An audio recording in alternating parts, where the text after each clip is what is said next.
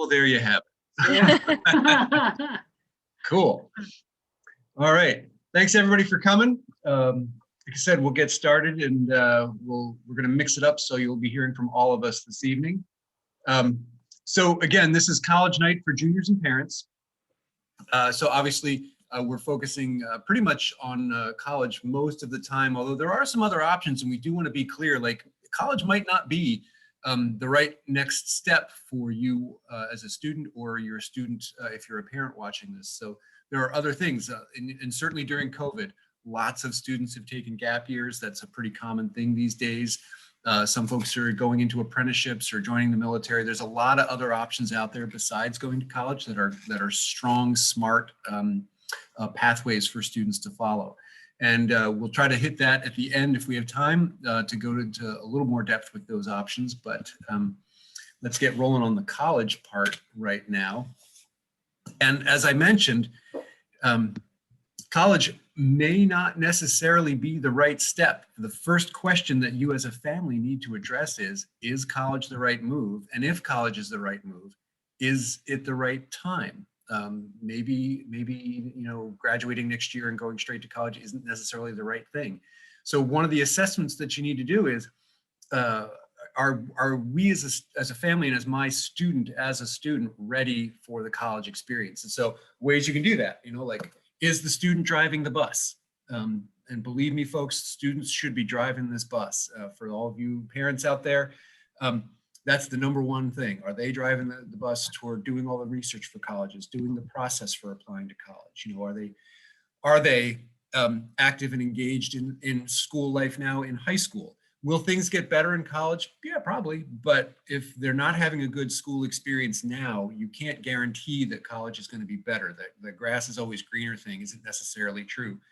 The thing I always say is, remember to students, when you go to college, you take you with you, right? So the you that's in school now is the same you that's going to college. So are you doing the things that are going to make you successful in a college experience?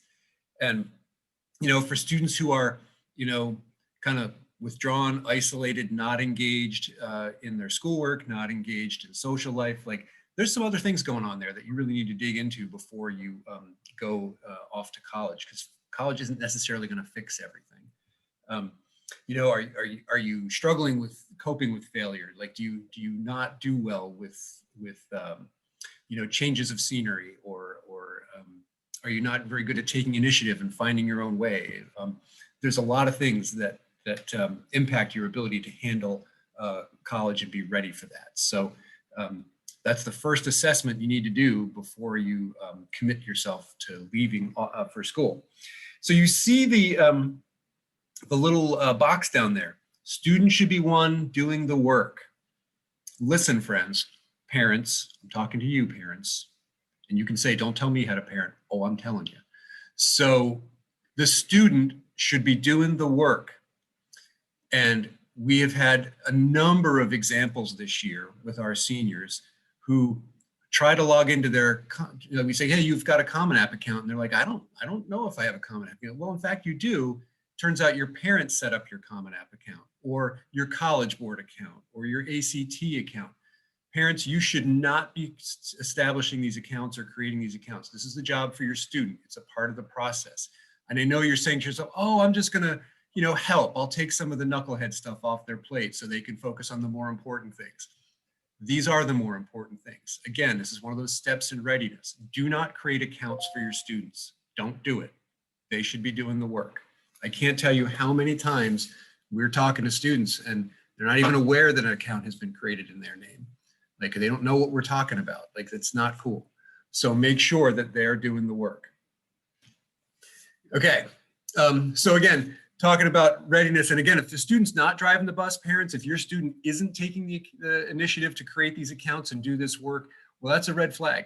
Don't do the work for them and say, oh, it's going to be okay in the end. Like, it's a red flag. Remember that there are some things that all other red flags that can tell you whether or not a student is ready for school. And it could be, a lot of students are dealing with depression, anxiety. COVID has really had everybody on the rocks. And so, how are they managing that? are they starting medication for the first time? Like, are they not quite dialed in with their meds? Like, these are questions you have to ask and make sure that all of that stuff is set before you commit to sending students off to school. Again, same thing with difficulties in school, like establishing good routines, normal, healthy eating and sleeping and study habits, like all of those things, they don't automatically get better by going off to college. So these are all things to check for. And again, the number one thing is if they're not even interested, like if they're not doing the work. So, again, there's a recent example of a dad who just filled out applications for his kid, and like, you talk to the kid because like, I don't know if I want to go to college. Well, dad's been doing all the work for this student for a couple of months now, right? Like, that's not a good situation for that student heading off to school because they've not really committed to it. So just be aware of those things. So went to a conference at UVM a little while back, and they shared this video. And so we really think it's a good one. And we want to make sure that you hear this, see this video. It's only 4.5 minutes. I do want to make sure that our settings, because we want to make sure that the video settings allow the sound, because we've had that happen before, that the sound from the videos doesn't play. And we should be all set. So we're going to play this video. Somebody's got to shout out and tell me if we're not there.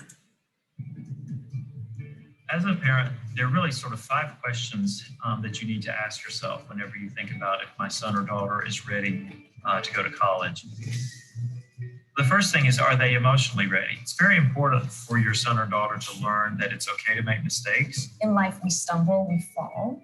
And when that happens in day-to-day life, when there's that breakup or they don't quite do as well on that exam as they thought they wanted to, how does that impact them emotionally? And are they able to bounce back independently and dust themselves off and keep going? We have to be careful as parents not to push our kids too hard or not to expect them to always do everything perfectly. That is not a realistic expectation to have. And a lot of kids will take that on. They become perfectionists. And then it's really hard for them to experience any kind of disappointment or any kind of failure. Allow them at times maybe not to succeed. Allow them to fail and then to see how they manage. So encourage them to do it again, to try again, because that's part of life, of course. Second piece is basic life management. Are they getting themselves up for school or class independently? Are they able to do their laundry? Do they know how to cook? Are they aware of where the health center is? Do they know how to make an appointment? There are also some decisions that they haven't had to face before. For example, certain medications, you can't mix that with alcohol, right? Now they're having to make those decisions. And if that conversation hasn't been had with them, they may not make the best decisions at this point. What you want to do as a parent, of course, is allow them to be independent to some extent as well. Allow them to solve their own problems. So the third piece that you want to start paying attention to is your child's time management skills. Everything from getting to places on time, planning ahead when they have larger projects that are due, things like that, that once they get to college is only going to be that more intensified. Once you know all your responsibilities and you have those in place, and then you can also fit in the things that you enjoy, the things that nourish you, it's a key piece of quality of life. It's one of those sort of basic life skills that can make all the difference between having a really stressful life and having a really manageable life.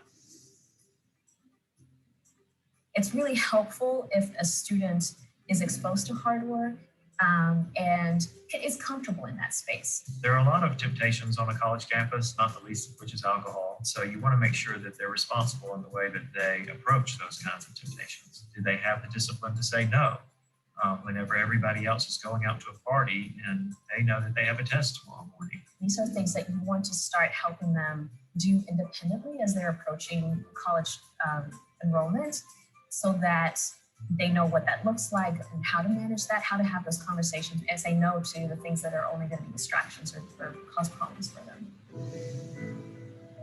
The number one skill that really helps students be successful is awareness of their resources and knowing when to ask for help. The kinds of things that you might be aware of as a parent that may be a sign that the stress is too much would be, for example, are they not going to class anymore? Are they spending too much time in their room sleeping? When you start to see that the stress in their life is impacting their day-to-day functioning, this is where it's okay for you to come in and say, let me help you. Most college campuses now have all kinds of resources, and probably more than most freshmen are aware of.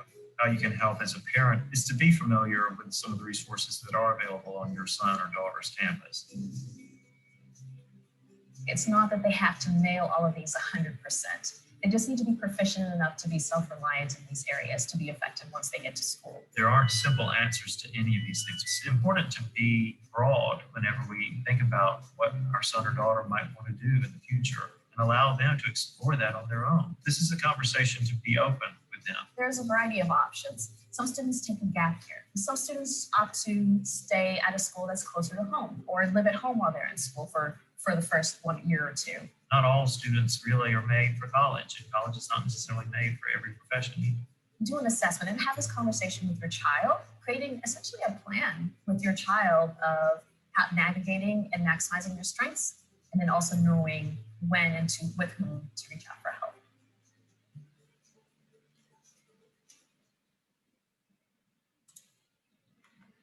Sage advice there, friends. So really worth paying attention to. Again, we're going to post this on the website, so maybe worth reviewing that little video again as a family and just making sure that everybody's ready, set, go. All right, now let's talk more about the whole process. Great. Okay, so now this is going to become a pretty busy time coming up. So, and one of the key things about this is just planning ahead and pulling out a calendar, writing these things down, making dates, and this will carry you through till next year as well. And so some highlights for the spring of junior year. So a big one right now is signing up for the SAT and ACT test, and I'll talk a little bit more about that in a few slides. But paying attention to the registration deadlines. If you don't hit the actual deadline, they do have late deadlines, but those are like $35 more. So we highly recommend making sure you try to make it by the regular deadline. And this is an interesting one. Generally, you get to send 4 free score reports when you sign up. However, a lot of schools are going test optional right now due to the pandemic. And so because of that, you may want to wait on sending them, even though they're free at the time, and to wait to see your scores, especially if you know you're not necessarily the best test taker. Although we always say the more practice you do, the better you'll get. But really thinking about whether or not you want to send it right away or wait and see your scores. It'll cost money down the road, but it may wait it out because some schools are saying it's test optional. In other words, you can send your test scores if you feel like they're going to help your application, but you don't have to send them if you feel like it's going to, harm your application. So, and then junior year SAT, ACT will help you study for the senior year one. We recommend you take both, and they're both standardized tests with multiple choice sections, but they're a little different in the way that they present the content. So about a third of people do better on the SAT, a third on the ACT, and a third there's no difference. So we recommend doing both, and that way you see which one you do better on, and then repeat either both or at least the one you did better on in the fall of your senior year. And for any student who qualifies for free or reduced lunch, please see us, and we have fee waivers for you if you're part of the VSAC program, which generally is either you qualify for free or reduced lunch, or you're what's called first generation, meaning that neither parent or guardian went to graduated from a 4-year college. You're eligible for our VSAC program, and then they have waivers as well. So reach out to us if that's the case. We'd be happy to get you linked in with that.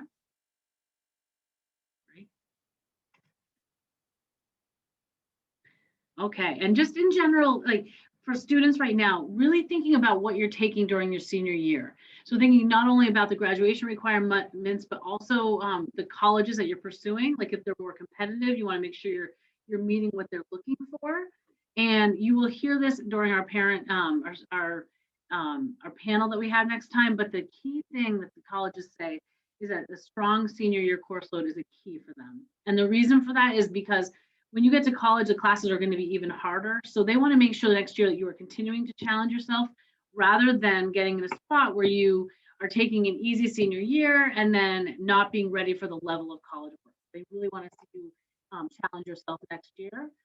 And the other thing is really important is if anyone's considering D1 or D2 athletics, there are very specific NCAA eligibility requirements. So make sure you understand those.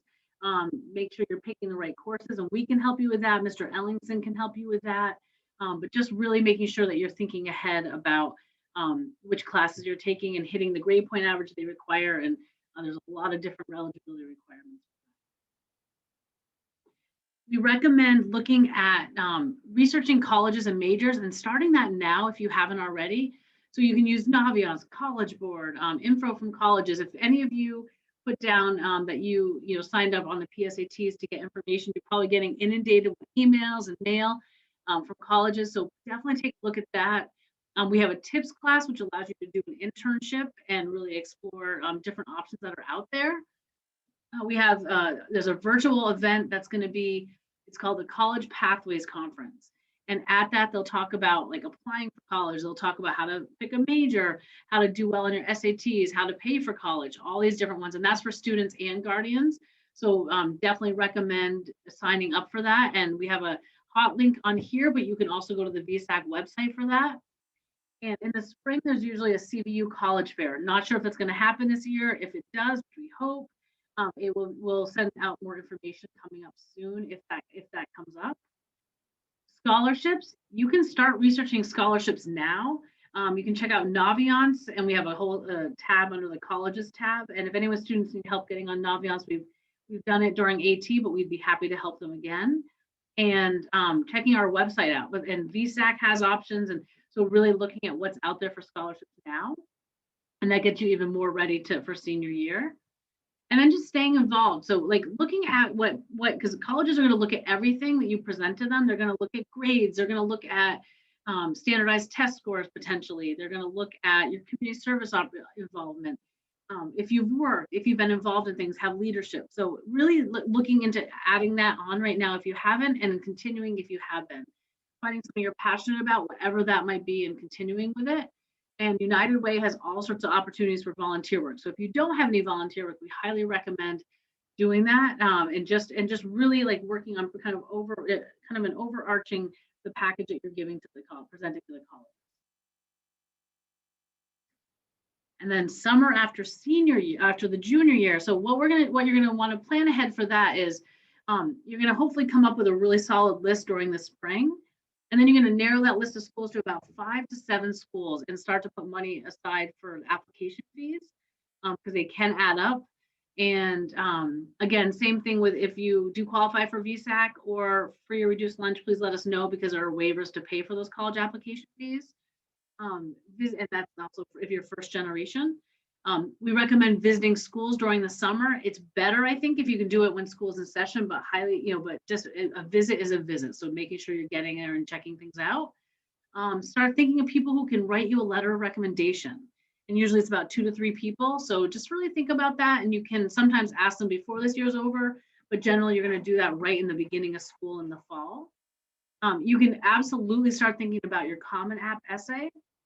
And you can just do Common Application essay, Google that, and you'll be able to find it and look and start thinking about that even now. And then look at the SAT, ACT dates for the fall. They've got some summer ones, and make sure you're not missing the deadlines because those deadlines happen in the summer. So by the time you might be thinking about school, it's going to be about those. It's going to be when school's begun, and you might already be late. So just checking those out over the summer. And then we will have a senior college night and a VSAC financial aid night. So making sure you're putting on your calendar and coming to those because those are super helpful as well. All right. And this is a message from all of us. Mr. Hall, you want to use your... Don't skip AT. There, use my mean voice. So listen, so here's the thing, friends. We do survey our seniors every year on a variety of things, but one of the number one things that they do come back with is like, AT was super helpful. We're giving you broad brush strokes now, overview of the process and things. And we go into the nitty gritty, the details. We've really broken down the college process step by step, and we take you through it in AT. So you're going to be booked to us once a week from basically the start of school through like the middle of October. We're going to week by week take you through the whole college process. If you're skipping AT, you're going to miss that. You're not going to know what's going on. You're going to be lost. Don't skip AT. If we've booked you, it's for a good reason, and we're going to help you get through the process. There's also scholarship stuff we do in AT. We also talk about FAFSA in AT, which is financial aid. Like, a lot of stuff happens in AT. Don't skip AT.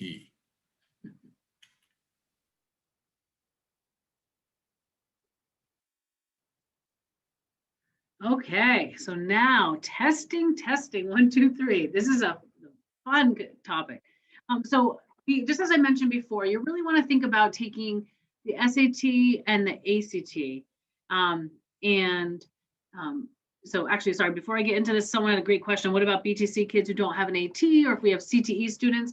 What we do is, if students don't have those, we recommend setting up like meeting with us weekly, and we can catch you up on everything. So we do that regularly. So definitely meeting with us, and we would be happy. We also post all of our we post all of our PowerPoints that we do in the fall right on the website as well under presentations. But yeah, that's a great question. Thank you. Often the BTC kids on their second year and their senior year will be in the afternoon, so they'll be able to be at our AT. So usually we don't run into that with seniors. There's also a question in the Q&A. Sorry, Julie. Oh yeah, cool. So for college entrance exams, we recommend taking both the SAT and the ACT, a lot of schools are test optional.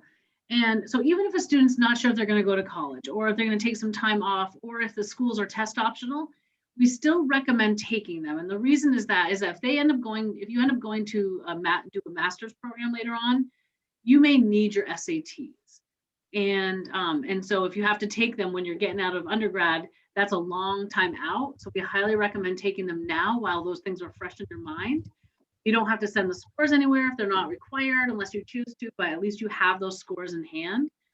Same with, sometimes like if you do some CCV classes and you're like, I don't need my SATs, but if you do the SAT or ACT and you score high enough, you could potentially comp out of some classes, or like they'll get you into, you don't have to do remedial classes. So just highly recommend taking those. So you at least have that experience and have some test scores. And in terms of whether or not they're test optional and you have to give them, you would check the specific colleges about that. And right here is just a sheet that you can refer to that you can go ahead and look at, that will actually get you, that will tell you the difference between the two tests, but we do recommend taking both. And I do want to say about the test optional thing, this is a tough year. Your class is in a tough spot because during COVID, a ton of schools went test optional. And now is the time when some of them are rolling back. Not all of them, a lot of them are staying test optional. So you really are going to need to check. Your class is kind of in a little more difficult spot. So really it's important to check school by school. One other question for those students who are thinking about early college, the question is, when do they do FAFSA? And for anybody who's doing early college, which is a program that allows you to do your first year of college and the last year of high school at the same time, make appointments with us to talk about that if you want to learn more. But if you're doing early college, you're still on the same timeline in terms of financial aid, FAFSA, all that sort of stuff. So it's really going to be important that you stay in close contact with us during your early college years so that we can help you with all of that other stuff. So you wouldn't necessarily be doing FAFSA this year or next year. Your tuition is covered by early college, but you would need to be doing it when everybody else is doing it in senior year. And I'll do a couple of quick explanations in case some people don't know what those two terms are. FAFSA is free application for federal student aid. You'll hear a lot about that next year, but that is the form, a universal form that the government and colleges require in order to get financial aid. So we will cover that next year, and you can't fill it out until October 1st. So we'll cover it. We have one night devoted to that for you next year, and actually and a help session night too.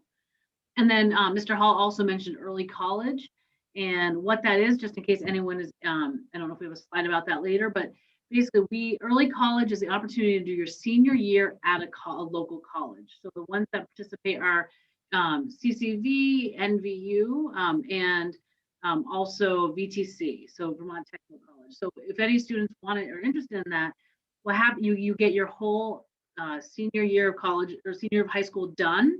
Like what we do is we make sure you have the classes at the college you need, but it's paid for by us. So you actually get your first year of college free while still graduating. You can still do sports if it fits in your schedule. You can still participate in all the events. You just can't take classes here, but it's a great opportunity. So definitely talk to us if you're interested. Question about tech students. How do they get access to us?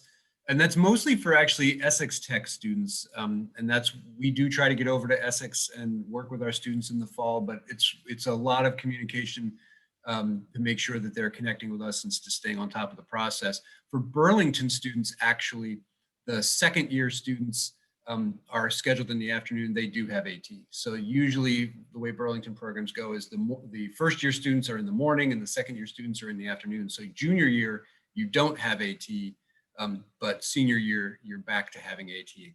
There may be a few rare exceptions to that, but generally you're cool, you'll have AT. But if for some reason you're not, again, just reach out via email. We can cover a lot of ground with you in one appointment. So we don't need to meet every week for a half hour. We can cover a lot of ground. One-on-one, we can go much quicker, so we can get a lot done. But let's just make sure we stay in touch. Okay, so we also recommend, I think the key is practice, practice, practice. So taking several practice tests of each to really decide you can decide which test is best for you by doing that, but also just to really do better. And in practice will absolutely pay off with these because half the battle is really knowing how to take these tests and being comfortable with them and knowing how to do the timing, how to, know how to answer certain things. So VSAC Resource Library has a lot of different resources. Bookstores do, we do, outside agencies do. You can buy these big books, but there's all sorts of ways to get resources for those. Burnham will oftentimes offer a practice test. I know right now the Parks and Rec is going to do an SAT boot camp in March, so highly recommend doing that. It does cost money, but it could be money very well spent. And so many different ways. Another thing is you can link your PSAT scores to Khan Academy, and it gives you a personalized SAT study guide. So we highly recommend doing that, and it's very easy to do right off the website, right off the College Board website. And again, we recommend you take both this year and then in the spring, and then at least one you do better on in the fall next year, if not both again. And again, just planning ahead. You're gonna have so many different things coming up, like SATs, ACTs, AP exams, other testing as well. So just really making sure that you're, planning ahead. Get a calendar out so you don't lose track of deadlines, and just make sure there's a lot going on this spring. So, great question. Where is the SAT boot camp taking? It's through Colchester Parks and Rec. So I'm not sure where it's at. But it is on their website. If you go to their website and download the winter catalog, it's right there under young adult, I believe.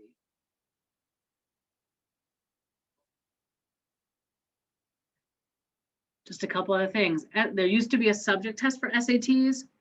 Those are no longer being used because of AP exams are so regularly accessed by students. And their SAT used to have an essay, but they no longer do. ACT has an essay still, and we highly recommend taking the ACT with the essay section just in case even one of your colleges requires it. At least you've done it. But at this point, SAT has gotten rid of it, so it's possible ACT may in the future, but they have not yet. So, all right, and just to list off the dates, and there'll be a sheet that we'll show you later on that you can find this. But so May 7th for the SAT, we recommend taking either that one or the June 4th. And those are the registration dates and also where they are being offered. And you can see by the June 4th one that there's only 2 that are close to us, and then the next closest would be Plattsburgh. So if you can, the May 7th is a better option because you have more options for where you're going to take it. But if you can't, I'd say sign up as soon as you possibly can. Like you can sign up tonight when we get off this, but as soon as you can to secure yourself a spot because they do fill up.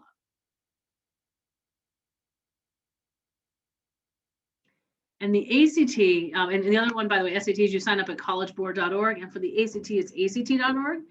And so we actually offer the ACT here on April 2nd. So highly recommend students take it here with us. It'll probably be in the gymnasium like we did the PSATs.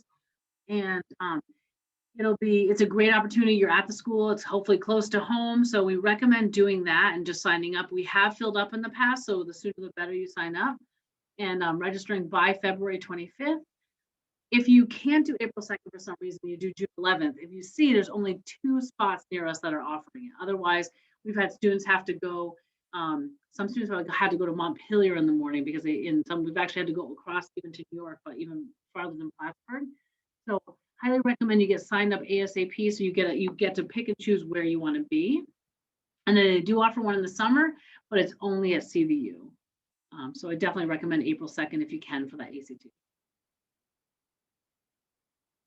And finally, like Mr. Hall said, last year, many colleges, majority were test optional.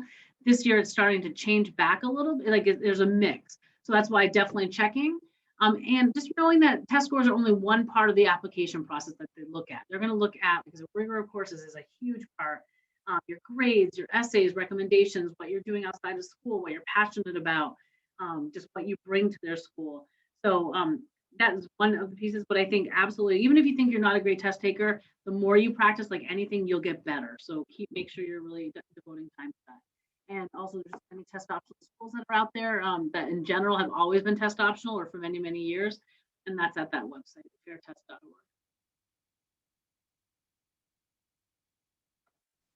Okay, my turn. Awesome. So talking a little bit about planning for next year, because that's what we've been talking about in home base. And it's that time of year that we start thinking about registration for next year. So it's important that we start to think about what colleges are going to look for in your senior year schedule. We've talked about it a little bit, but remember that the most often outstanding factor that colleges are looking for is that course rigor. So in other words, thinking about, are you challenging yourself and are you taking the highest possible sequence that you can be taking? And I think it's really important that folks think about themselves, not necessarily their neighbors, but themselves. So the course rigor specific to you. But it's important that students think about course rigor and are not jumping into that senior slump from the get-go. So when you're thinking about your senior schedule, course rigor. More to consider. So when you're thinking about that, what does that really mean? So think about, is the level of math that you're taking challenging? We all the time hear students say, well, I only have 0.5 math left. I'm only going to take a semester of math. That's a big no-no. Colleges are not going to want to see that. They're going to want to see a full semester of math and think about what you can be taking that's going to get you ready and prepared to be in college next year. Most likely you're going to have to take a math class when you get to college. So think about that. Have you considered taking a 4th year of lab science? So have you taken physics but not chemistry, or vice versa? Are you continuing in your world language? What about dual enrollment? Dual enrollment is that 2 free vouchers that each Vermont student gets starting the summer after their sophomore year. So they can take 2 classes for free at local colleges. Those are dual enrollment vouchers. So have you thought about that for next year? Have you thought about a virtual high school class, possibly? If there's something that interests you that we don't offer, maybe we can find it for you online. Is your schedule full? I'm sure that Mr. Hall and Ms. Pastore can speak to this too, but there's been times that I've had students not get into colleges that I've been really surprised, and I've called up and said, what has gone on? What was the deal? And it said too many study halls. I didn't like what I saw, just not rigorous enough. Yeah, their GPA was great. Yeah, their test scores were great, but they dropped a class. It wasn't rigorous enough. And I think they could have worked harder. And there are other students that did. So that course rigor, we're going to drive that home.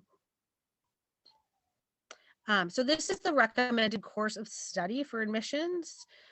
Most of this we plug into students' schedules already. That 4 years of English, like it's a requirement for CHS students. 4 years of 3 years of life science, 4 years of math. The things we don't require is we don't require 3 years of the same world language. We don't have a world language requirement. We like students to take world language. We recommend it highly. We say at least 2 years. But it's great if students can continue that. And then you can take a look at what highly competitive colleges are looking for as well. really the more the better.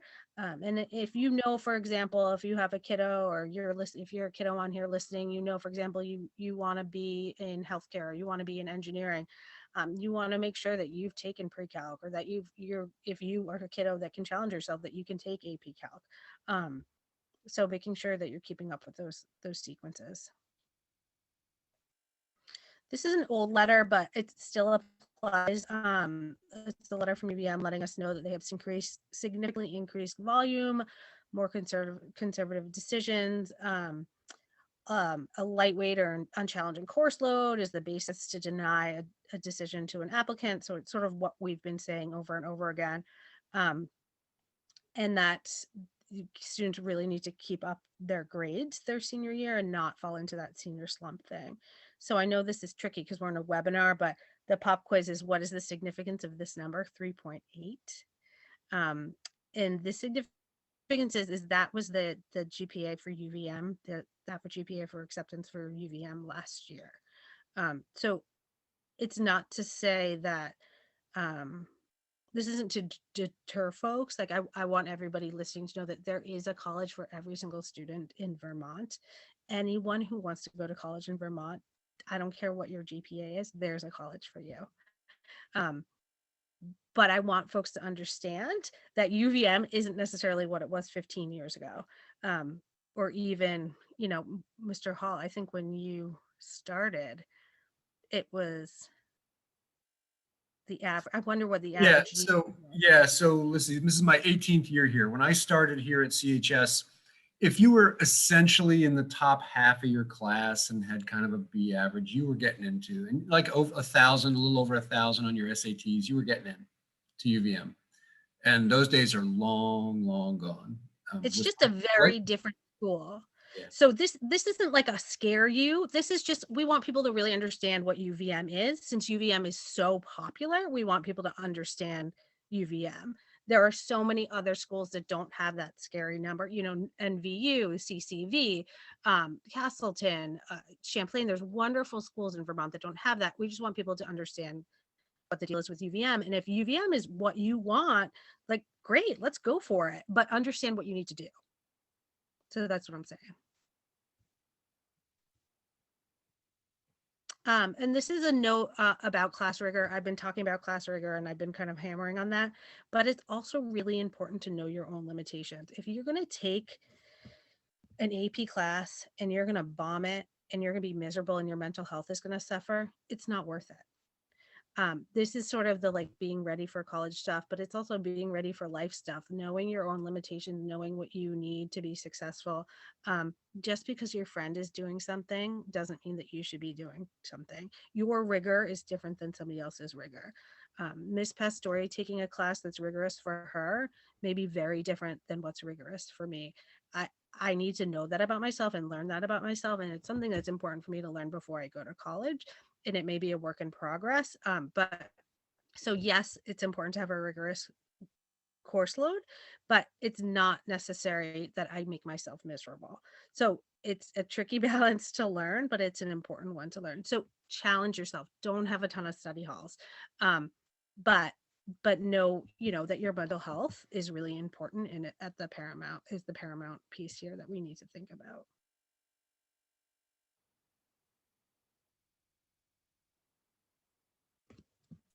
Back to me. All right. So I'm going to talk about visiting schools, and as a transition into that. So it sounds, I know it may sound like you're getting contradictory information, that, you know, do well in your tests and practice for your tests, but tests aren't the only factor. And then have a rigorous senior year, and, you know, make sure you're taking hard classes, but don't overdo it. And you know, and like, welcome to adult life. Life is complicated, and you have to balance seemingly contradictory ideas and make sense of it all. But that is kind of the way it is. You do have to run your own race. You do. I mean, it is better to take a not AP class and get an A than to take an AP class and, you know, like you said, like, you know, Ms. Moran said, bomb it, get a D or even get a C-. Like, you don't get the bump of taking AP if you don't do well at it. So it's complicated. And then we're going to talk about later, we've got a slide coming up that you're going to get about the admissions process and like how to apply to colleges and what types of colleges to apply to. But you got a little bit of taste of that with the UVM example, that UVM isn't what it used to be. You know, for you parents back in the day, like, you know, you could just go to UVM because it was your state school. And it's not as easy as it was then. And so the question you may be saying is like, well, God, what do I do? Like, how do I get myself into one of these competitive schools? Or for those of you that are thinking like really highly competitive schools, you know, whether it's Ivy League or the next tier, like the Tufts kinds of classes, like our schools, how do you get into those schools? And the example that we love to talk about is our friends at Northeastern. You know, so Northeastern, on paper, a lot of our students academically are in the wheelhouse for Northeastern, but there's one little problem with Northeastern, and that is they historically have had high applicant numbers, like 60,000 students applying for like 3,000, a little bit less than 3,000 seats. Well, 60,000 people going after 3,000 seats, that makes it a reach school for pretty much everybody who's applying, right? And then this year, it's even worse. This year, they had 50,000 students apply early action alone, and 90,000 applicants overall. And they're not admitting more people, right? So like, there's just a lot more applicants for the same number of seats. So how do you separate yourself from the pack? Now, if you're going after these highly competitive schools, how can you separate yourself from the pack? Well, I'm going to give you an example in the talk about visiting schools. So here we go. First of all, and we're going to get right into it. You can wait till summer. You can. A lot of families do. Like, we're really busy. We've got this, we've got that. We'll just do it in the summertime. And you can. Colleges, you know, it's nice to visit in the summer. It's warm. Every college looks lovely because the trees are leafed out and everything looks great. And, but there's no students there, or there are very few students there, and you're not really getting the flavor of the school. And so it's really a good idea, if you can, to visit schools when class is in session, so that you can see what the life is like on campus with everybody there. It's really important. And the other thing too is, like, you know, fall is a lovely time to visit, but fall in New England, like, what college isn't going to look beautiful, right? But at least there's students there, right? So you want to see what the chemistry, the vibe of the school is like. And I'm a big believer in vibe when you get to colleges, when you visit. If you're feeling the vibe, that's good. And if you're not, that's not good. But when you're going, go when classes are in session and try to get in on a class. And this is the secret, one of the little secrets for the highly competitive school. Like, if you're gonna apply to a place like Tufts, you know, where it's really difficult to get in, even, and let's say you've got the goods, but how are you going to separate yourself from the pack, right? Sit in on a class, like, or two, like, really get a flavor of what it's like. Like, hey, you know, like, because sometimes you get asked that question on the Common App, like, why us? Why are you choosing our school? And, you know, the thing that I've been saying a lot lately is, don't tell them what they already know. Like, oh, why did I choose your school? Because the US News and World Report rankings said you were like the #1 school for business or whatever. You know, like, they know that about themselves. You don't need to tell them that. So why are you choosing the school? Well, do a little digging, do a little deeper work to find out why it is you want to go there, and then talk about that. And sometimes it means sitting in on a class. Like, and I had this work, a student did this actually, excuse me. They sat in on a class and then, excuse me, afterwards talked to the professor and had a conversation with the professor, learned about the research that they were doing. And we're like, wow. And they were like, there's all these opportunities. And the professor's like, yeah, there's all kinds of cool opportunities. What are you interested in? And then they had this nice conversation, this really cool dialogue. And then they walked away going like, I think I would love it here. This sounds like there's some really cool undergraduate research opportunities. So then when you say, why our school? When they ask that question and you write your why our school essay, you get to say, yeah, I talked to Professor Hall, and Hall told me about all these cool undergraduate research opportunities, and that sounds like it's right up my alley, and I'm super stoked about that. Well, now you're starting to separate yourself from the pack. Again, it's not always easy to sit in on a class, and again, that's not going to be the magic answer for everybody, right? You might sit in on a class and not get to talk to the professor. Like sometimes it happens, sometimes it doesn't, but what I'm talking about is taking those extra steps to dig a little bit deeper into that school and get something more than what you get out of a, off a website or off the US News report, The other thing is, if you're traveling a long way, sometimes a school will put you up. Our friends up at Bishop's in Sherbrooke have done that in the past. They've put students up overnight. They've fed them. They've actually given them tickets to shows. Like, the worst that can happen is they say no. But when you ask, when you call to schedule an appointment, you should ask. And by the way, schools are starting to open up again. Not every school. Like, again, some schools are still COVID lockdown and they're not doing visitors, but a lot of schools are now. So it's worth it to contact admissions and see what the deal is with visiting. At the end of the day, any visit is better than no visit. So even if they're giving you limited visitation options, it still helps you to figure that out. And so, if you're trying to check out the dorms, like I know the example that I always give is, when my son and I and mom, we were all cruising around checking out schools, and we went to the school he ended up going to. Well, the dorm that they showed us on the tour was like the Tajma dorm. It was the best dorm they had. And like the digital washers and dryers that texted you when your laundry was done and all that sort of stuff. That wasn't the dorm that my son got. So, my son's dorm room had a hole in the wall, so there was cold air coming in all winter long.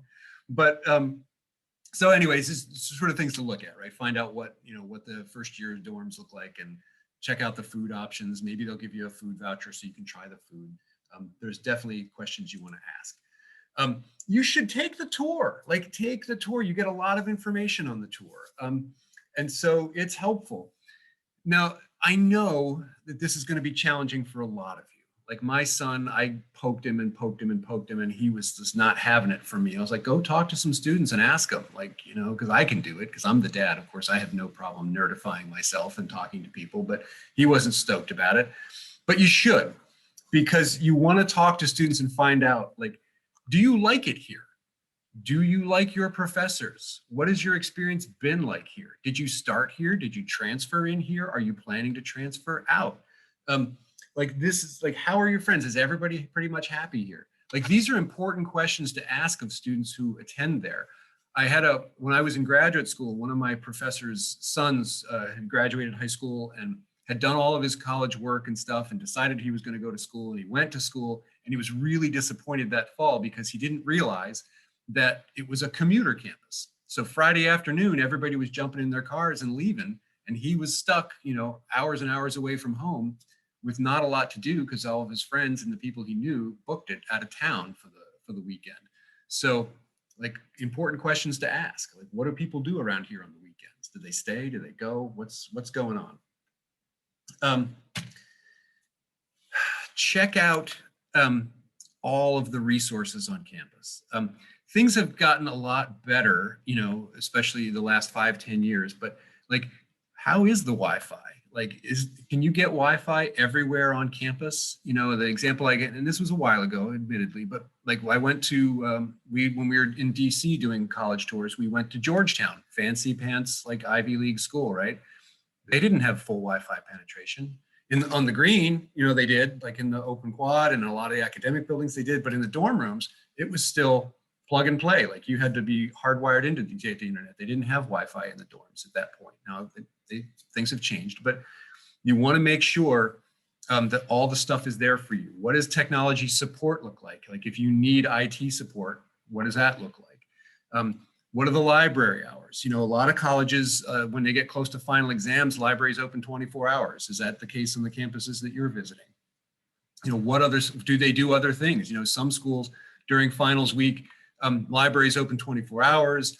There are student organizations that are providing coffee and donuts 24 hours. There's all kinds of things that go on in some places. You want to find out kind of what the vibe is, what things happen, what kind of supports are available.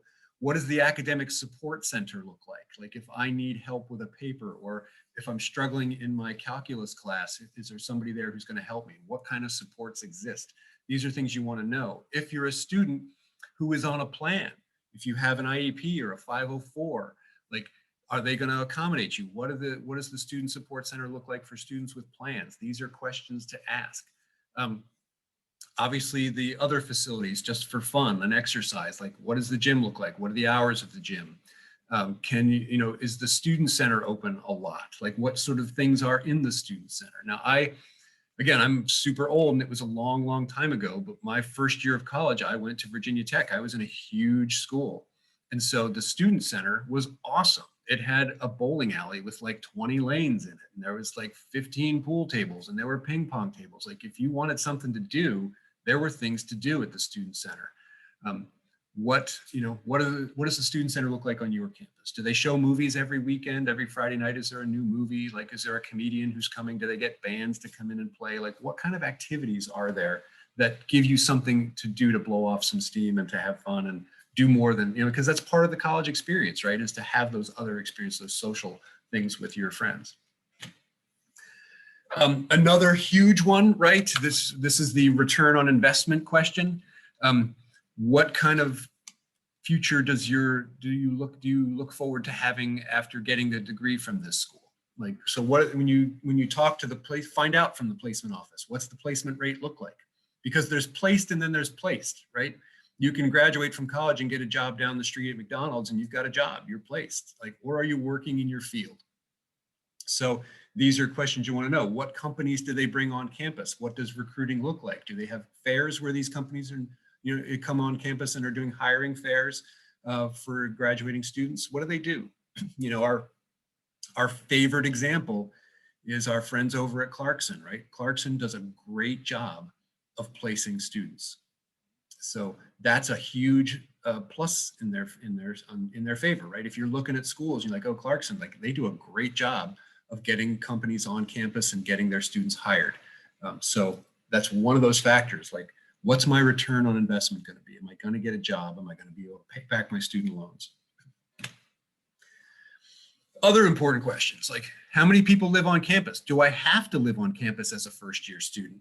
Like, do I have to live on campus as a second-year student? Is there even housing for all first-year students? Like, what is the housing situation? Does everybody get to live on campus? Can I have a car?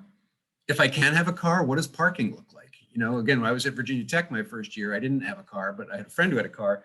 Parking was like on the far, far side of campus. We were talking like a 25-minute walk from our dorm to his car. So, which, fine, because there was a lot to do and we could walk anywhere we wanted to walk. But if we wanted that car, we had to plan. It was a trip. Like, it wasn't just something like, oh, I'm going to run and get my car. What does study abroad look like? If you want to study abroad, what does that look like? Do a lot of students do it? Is that a campus culture thing where most students do study abroad, and where do they go? Is there an honors program? If there is an honors program and you're eligible for it, what are the requirements? What do you get out of the honors program? A lot of times honors can get you special housing. Sometimes it gets you the ability to register for classes before everybody else. Like, there's a lot of perks that can happen with honors, but not everywhere. So you want to find these things out. Campus security, parents, I know you want to make sure that your kids are going to be safe when they go off to school. So those are questions to ask. Schools should be able to provide you with their campus safety statistics. Another dad story. So that same Georgetown tour, the tour guide was telling us on the last tour that he gave, some dad didn't believe they had the blue lights, right? And you punch the button on the blue pole and security will be there in whatever it is, 45 seconds or a minute, whatever. And some dad was like, yeah, right. And he hit the blue button and they showed up really fast and they were not happy with dad for playing the game of how fast is security really going to show up around here. But so you want to ask those questions. Hey folks, real quick diversion. Stevie Mukuzo, our Gear Up counselor has just joined the show. We're happy to have her on the panel. If you have any questions about Gear Up or what that's about, you can throw that in the Q&A and we'll have Stevie answer some questions for you. Back to campus visits. Another one that's sort of important is how many students are in your major? Like what does that look like? I know one of our former colleagues, his daughter went to a small school and majored in biology, and it turned out there were only 6 other biology majors. And she was really disappointed to learn that she didn't really have a strong cohort of people who had the same major as her. What is the retention rate? How many people are coming back? Like, that's an important one too. Student teacher ratio. And I have to give you, this is that whole percentage of classes taught by professors versus say taught by graduate students. You got to take that information with a grain of salt. Don't be like, oh, yeah, graduate students are teaching these 100 level courses. Oh, I'm not getting my money's worth. Maybe you are. So it kind of depends on the school. It depends on your major. It depends on the class. You know, I definitely, again, at my Virginia Tech experience, right, I had chemistry in a huge lecture hall with Luther, Kennedy, Bryce, take it twice, Bryce, and he was hard. You know, how did I get through chemistry? Because the lab section of chemistry that I had was taught by a graduate student, and he was cool. And he was like, I'm here to help. I can help you out. If you have questions, let me know. I know that it's hard. I know Dr. Bryce is super hard. Like, I'll help you. That turned out to be awesome, right? So sometimes having graduate students teaching your classes can be a saving grace. It's not always the worst thing. And then, of course, that back to that placement thing, that's that placement, how many people are placed in their field, all important stuff. What about undergraduate research? Are there cool opportunities available that I can get involved in as an undergrad? You know, everything we're talking about getting into college and the competitiveness of college, you know, I know that things, the post-COVID career world, like there's so many unfilled jobs and all that sort of stuff, but the really good jobs are hard to get and hard to get into. And so you need to separate yourself from the rest of your college peers. And a lot of times that is through undergraduate research and internships. What kind of internships are available? Are they paid or are they unpaid? Like what options are available for me that are going to enhance my college experience so that when I go out into the workforce, I'm again going to get a job that's going to help me pay back my student loans and it's going to be in my field that I'm interested in. And then of course, extracurriculars that are just good to do and might be fun. Like there is almost always a professional organization for your major. You should join it. You know, like when I was at Virginia Tech, I was a wildlife biology major. Long story how I got here, but the short version is I was a wildlife biology major, and there was an organization, a student organization for all wildlife biology majors. It was undergraduates and graduate students, which was awesome, by the way, because I learned a ton from the graduate students in that organization. But I went to all the meetings and actually took a leadership role and was really helpful to be involved in that organization. I learned a lot, I grew a lot. It was a really valuable experience for me. So join, if there's a student group for your major, join it and go to the meetings and take part and be involved. And then like other stuff, like you know, also as part of that wildlife the biology group, we formed a softball team and joined the extracurricular, you know, softball club or softball league, right? So we had a team in the league and we all played softball together. It was fun. Like there's lots of cool things to do. Okay, I'm almost done. So the last, yeah. Really quick, I'm gonna jump in really quickly with the visit thing. So one last thing about visits. So for example, some colleges will give you money for going on college visits. So for example, St. Michael's will give $1,500 a year plus $6,000 if you go visit and you get accepted and you go there. So, and then the other thing is, and Mr. Hall, you mentioned this in the beginning, is that also if you are applying, some colleges, they'll ask you, have you gone for a visit? And they have points that they put towards your application. And one of those points is how much the interest you've shown. And one of those is, have you visited?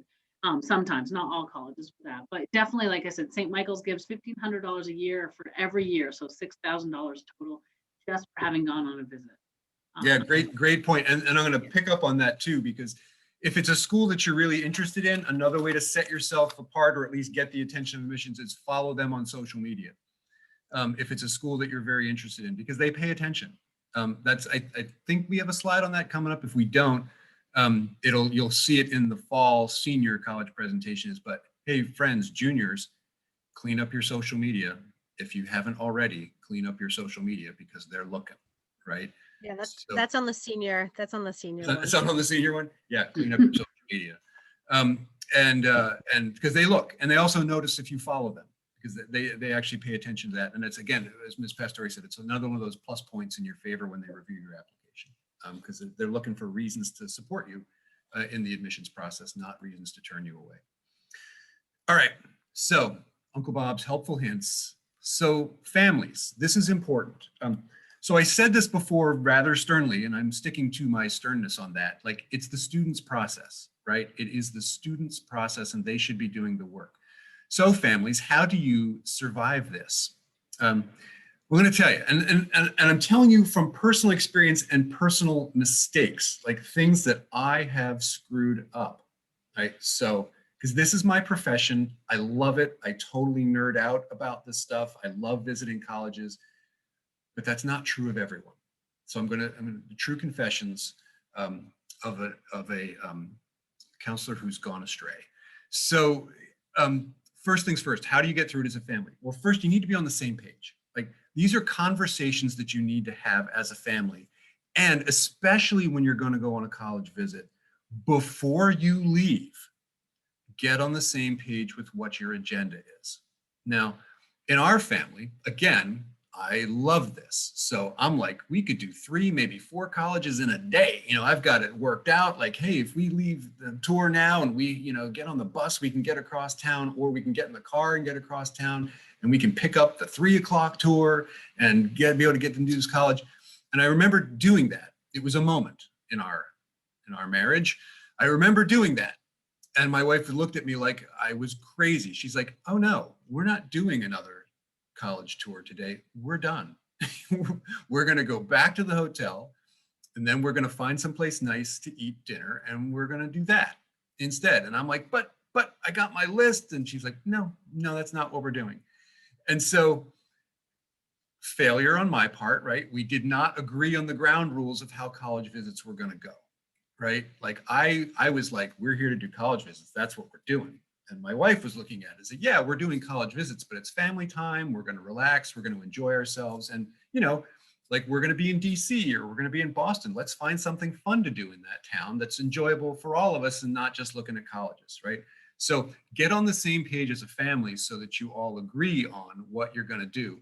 And I will tell you, because my wife is smarter than me and she's usually right, like, it does make sense, because the other thing about visiting schools is you hit overload faster than you think, right? Now, again, because I'm a nerd and I love this, like, I could probably visit 4 colleges in a day and have it work out. But by your 3rd or 4th college in a day, everything starts to look the same. Everything gets confusing, because then you get back to the hotel, and if you're talking about it, you're like, wait, was it this school that had that cool thing, or was it that one? So take notes when you go. You might seem super nerdy when you do it, but it's going to help you keep track of things. Take pictures with your phone to remind you of things, like, oh, that was that cool. Oh, look at this, that was cool. And then when you go back, you can scroll through your photos and go, oh yeah, that's where we were. Whatever it is that helps you, whether it's taking notes, taking pictures, just putting notes in your phone, whatever it is you want to do. But try to keep track of those things by the different schools, because it'll make your life easier as you process. And again, like, don't be me. Don't try to do too many schools in a day. It can be overwhelming and it'll confuse you, and then you're going to lose focus. So, and pace yourself, like, because you want to have fun. This is a fun time. It's supposed to be fun, not a grind, right? And on that note, so being on the same page before you go, but also parents, and again, mistakes that I have made, don't, like, this is what you're going to do, because I did it, and it doesn't mean you're going to be as dumb as me, but so we get back in the car and you start driving, and what do? What'd you think? What'd you think? What'd you think? How about this? How about this? How about this? Wasn't that cool? That was great, wasn't it?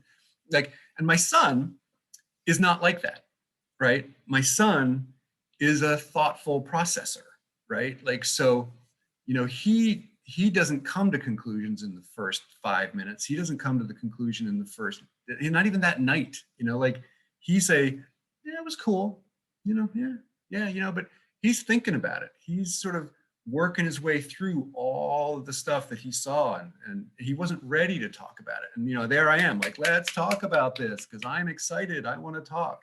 Like, your student has to drive the process. So let it happen, let it unfold naturally. So how does that work? Well, my smart colleague, Julie Pastori, suggested this a long time ago. Like, to get through the college process, not just in college visits, but the whole college process generally, schedule a time once a week and meet as a family to talk about it.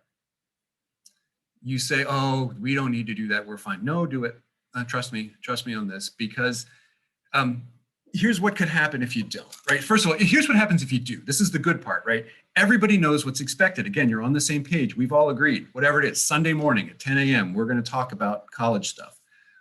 So you as parents know that you're going to get the information you want because you have a meeting. Students, you know that your parents aren't going to be on your back until Sunday.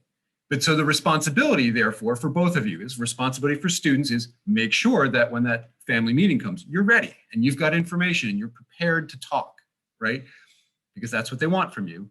And that's the trade-off for leaving you alone for the rest of the week. Parents, leave them alone for the rest of the week. Because your temptation is, where are things at? Because if you don't, here's what happens. You come home, you've had a hard day, you want to know what's going on with college. Your student comes home, they had a crappy day too, and you're like, where are in your college process? And then they blow up and you, I'm fine. And then all of a sudden, college becomes this major family conflagration that never had to happen in the first place.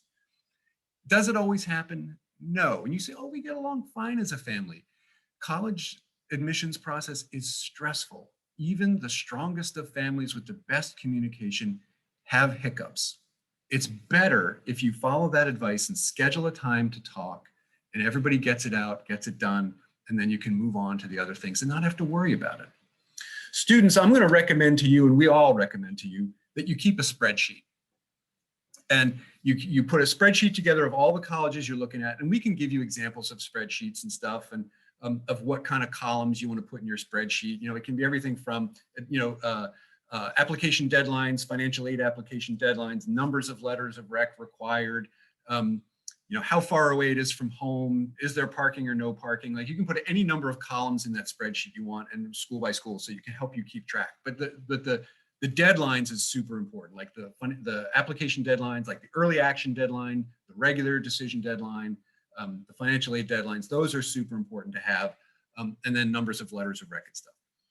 And my son used this against me quite wisely, right? Because I would say, where are you in the process? And he would just pull out his laptop and he'd go, I'm good. And he'd point to all the stuff, like, I'm here, I'm good. And then he'd go off to his room. Right? So, and what am I going to do? Right? Like, he's like, yeah, okay, fine. He's got it. He's got it all in his spreadsheet. He's cool.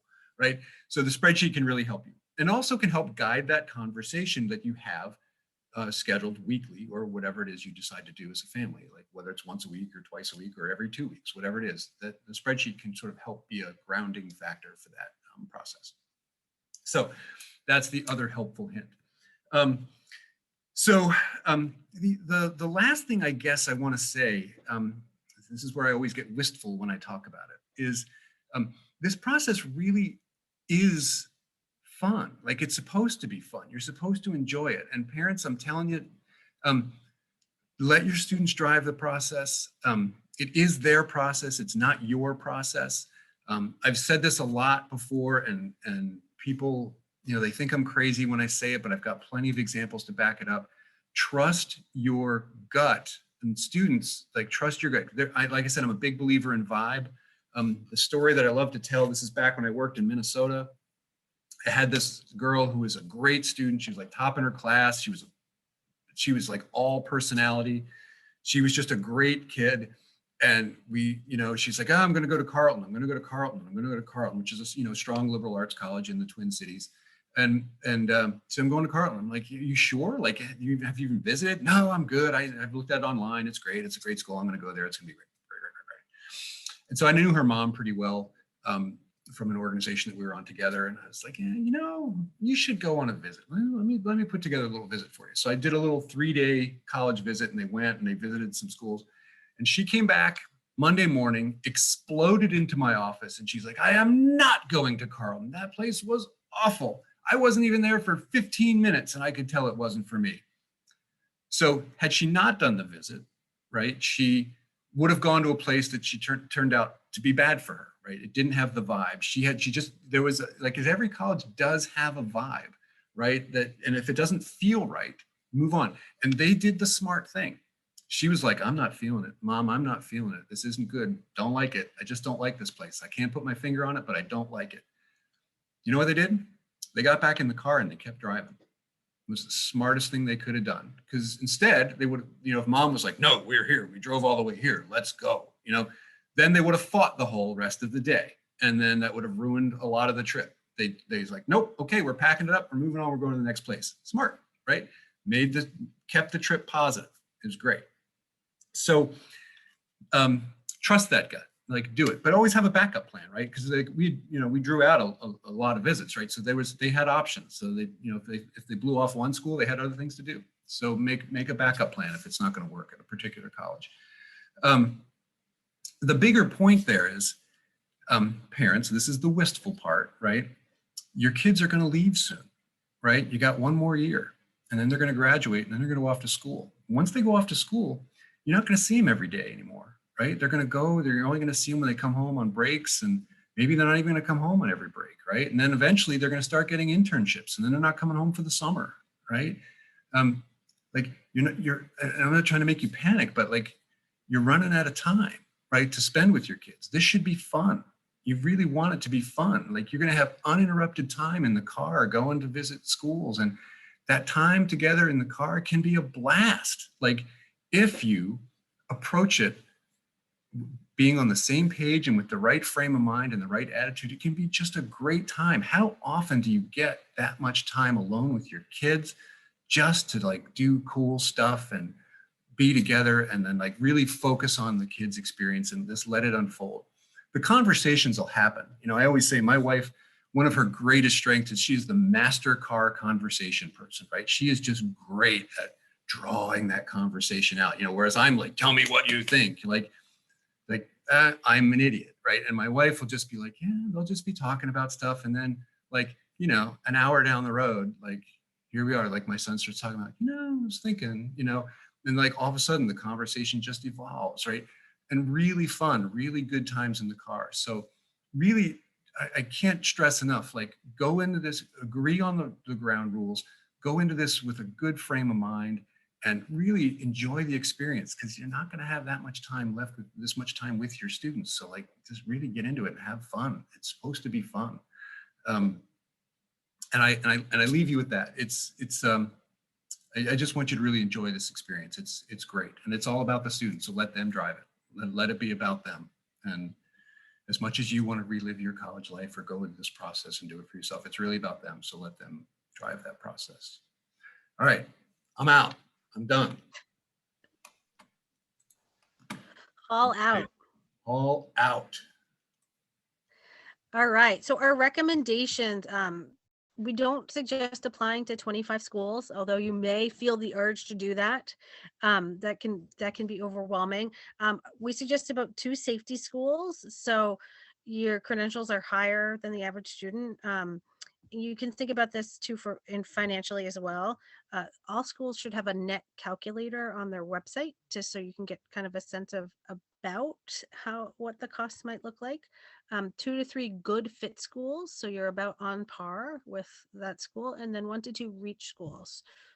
So that's what we're going for. And the way that you can find those out, like whether you fit in that, is you can find that on a lot of times College Board will have that information on the searches. Naviance will. You can do something, literally Google the college name and the freshman profile, and that'll bring up the information about what the average GPA is for the admitted student, what average test scores are, but it gives you a chance to really figure out like where do you fit in relation to those colleges. And Naviance does a really good job when you do that, of being able to actually like go into it and it'll list the average GPA and it'll compare it right to yours, which is really cool. And And something there to was a think about. question that was in the chat. Oh, sorry, just around are we going to help students get on Naviance? Absolutely. We do that through AT. However, students can get on it right now, anytime, because we already did that in AT. And if for some reason students weren't in AT because they attend a different program, they can just go right on to the website and do a reset password. And that's where you can go right off of our counseling website and then be able to get onto Naviance that way. And let us know if they have any issues. And parents, you also can have access. You can't do anything on it. Like you can't like add colleges for your student. But if you wanted to, you could go ahead and look at theirs, and you would just need to email us and we can send you an access code to be able to do that. Or have your student just show you theirs. And Common App, Someone else, oh, sorry, Mr. Someone else asked about Common App, and we will help students do that next year in the fall during AT. But students starting August 1st can go ahead and make a Common App account and start working on their Common App for the next school year. Just to follow up on that point about how do you find out reach, fit, and safety. So Ms. Pastore is right, go to the college and then search up, first year student profile or whatever it is. Sometimes that doesn't work.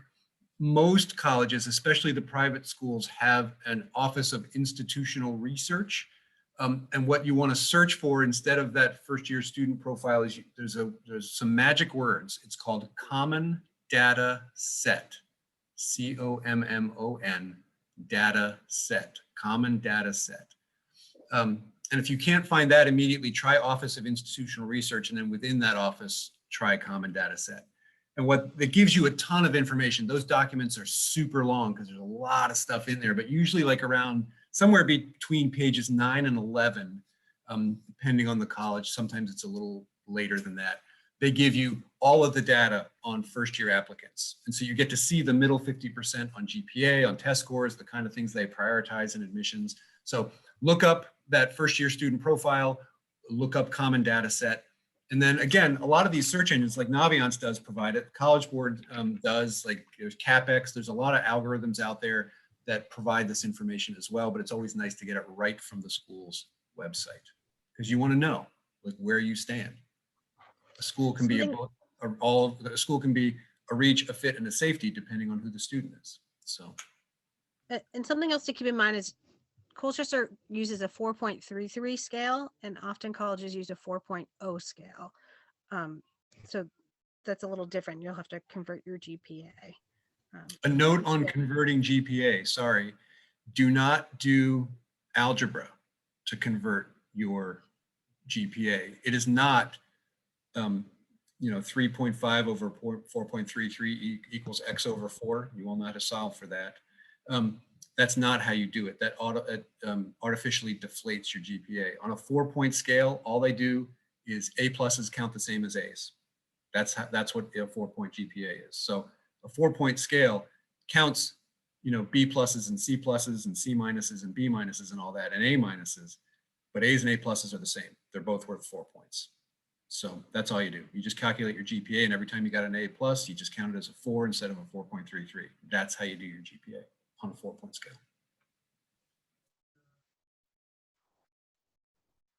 All right. College admissions, some keywords you'll hear things like early decision, early action, regular decision, rolling admissions. I really like this little graphic too. Flavored water, enhanced water, premium water. So early decision, that's a big one you'll want to know, because that means that your application, if you apply early decision, is binding.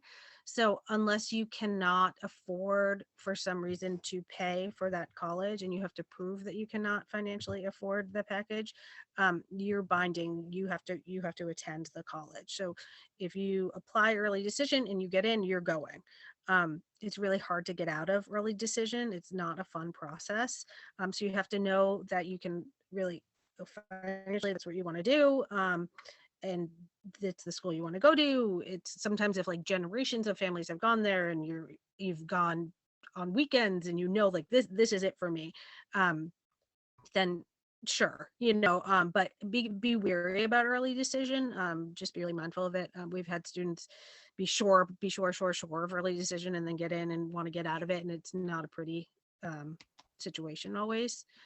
Or can't afford it and then need to get out, and then it's still like a big, there's a lot of different steps. So really being mindful of, can you afford it? Is that really where you want to go? Because like you said, Ms. Moran, it is binding. Early action, on the other hand, is non-binding. It's great. It's like the new regular decision. Early action, I remember it as A, like early action. A is a great thing. You want an A. Early decision, D, you don't really want a D. Although, hey, some people don't mind a D. But early action, A, you always want an A.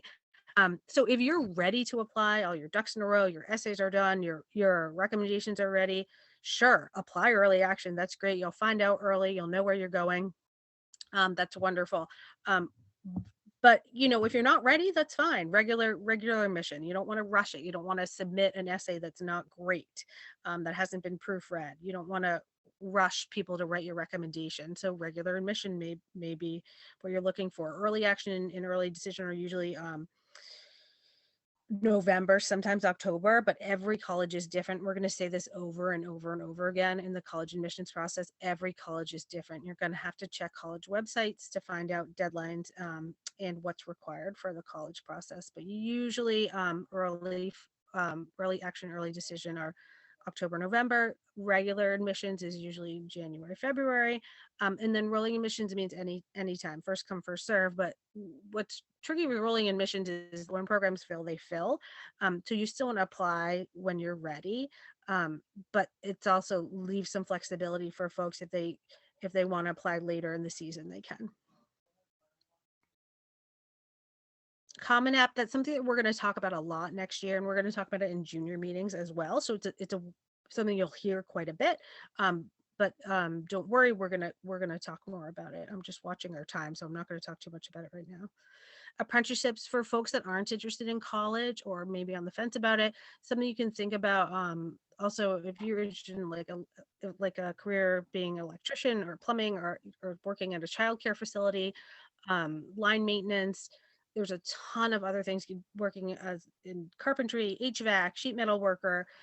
Apprenticeships are awesome. Vermont has a really great program through the Vermont Department of Labor. You can check out the sponsors that they have. I have a senior right now who is doing an alternate senior year. He comes in for the first 2 months of the day, and then he leaves, and he's doing an electrical apprenticeship, and he's getting paid to get training on the job, and he's working and he's getting school credit, and it's awesome because he's known since sophomore year he wanted to be an electrician. So there's more for out there than just college. So please know that if there's college isn't for you, come see us and we can talk to you about other things. It's also not uncommon for students who do apprenticeships to be offered a full-time job at the company where they go ahead and apprentice. Just a quick thought on the apprenticeships too. Essex Tech has opened up a new program for next year. So if juniors, if you're interested in the trades, plumbing, electrical, and HVAC are now all programs within the building construction program where you can start your work in those trade paths at Tech next year. So even juniors, if you want to apply to CTE for one of those programs, go for it. It's brand new. They just let us know a week ago. And we definitely have a lot of students who will apply to Tech, Burlington, or Essex as a senior. So that definitely, even whether it's that program, many of the programs that they have, feel free to, you can still apply now, just apply online and then make sure you go for a visit.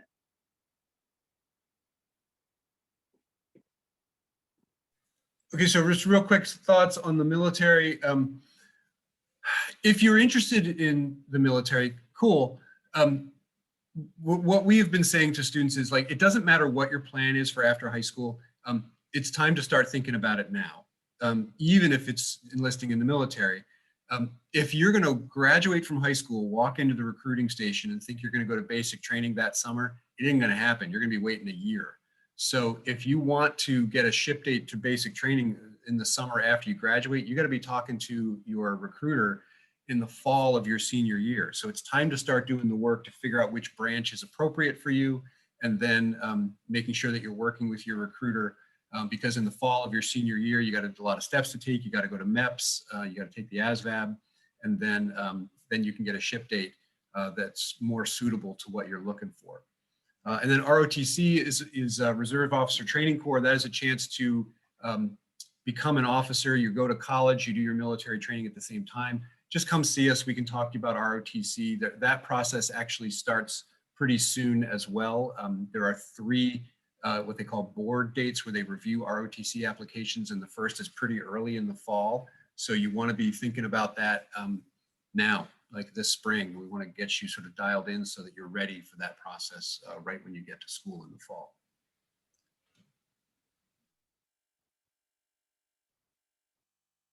And another option that we've had some students do and absolutely love is taking a gap year.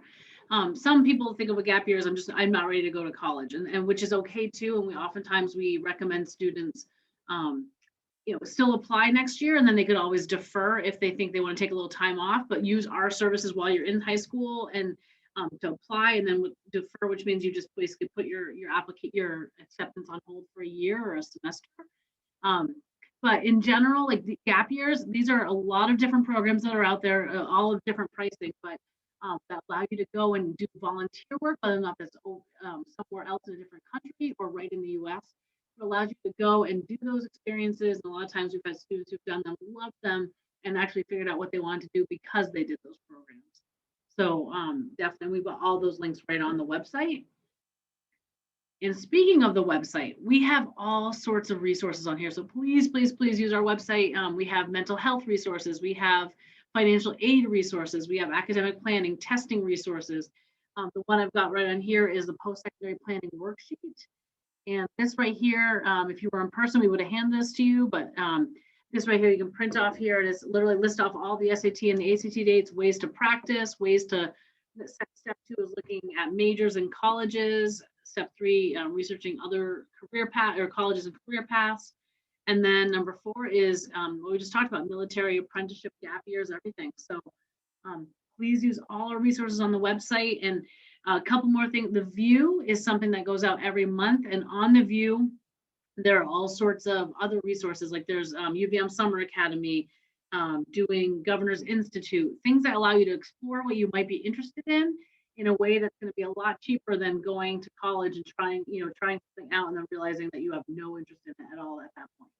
So highly recommend just try out any of those different options, try your dual enrollment vouchers, and yeah, feel free to ask us. We love passing on this information and brainstorming with you. And finally, in just a couple weeks, we're going to do our last of our junior college nights. It's going to be with a panel of student, a parent, maybe a couple of, and then also college representatives. And Stevia will be joining us for that as well. And so it's really a chance for you to hear from people what their experiences have been, what their tips are, hear from the colleges as to what they're looking for, and really, the experts in the field. So hope that please put on your calendars, going to be via Zoom again, and we can't wait to see you there. So we have UVM, we have Middlebury, and I believe Castleton. So we have quite a good range of schools that are going to be represented to talk about how they read applications and what they look for, as well as students who have gone and parents who've gone through the process. Don't miss it. Tell your friends. It's awesome. All right. Any questions before we go? We've got 2 minutes to spare. Well done. As always, feel free to reach out to us. We are happy to do one-on-one meetings, family meetings. Stevia is a great resource for the VSAC Gear Up program that we talked about. And Stevia, do you want to do a quick plug in the minute that we have left?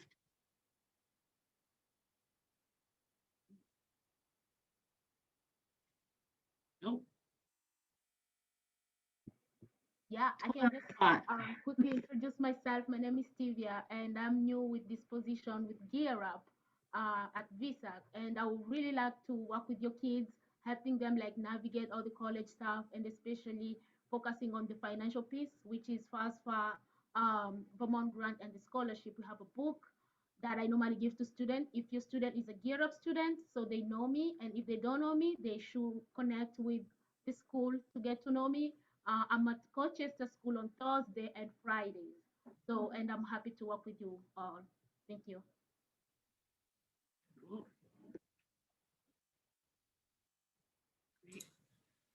Thank you everyone for joining. We appreciate your time, and we look forward to seeing you in 2 weeks. Bye, everybody.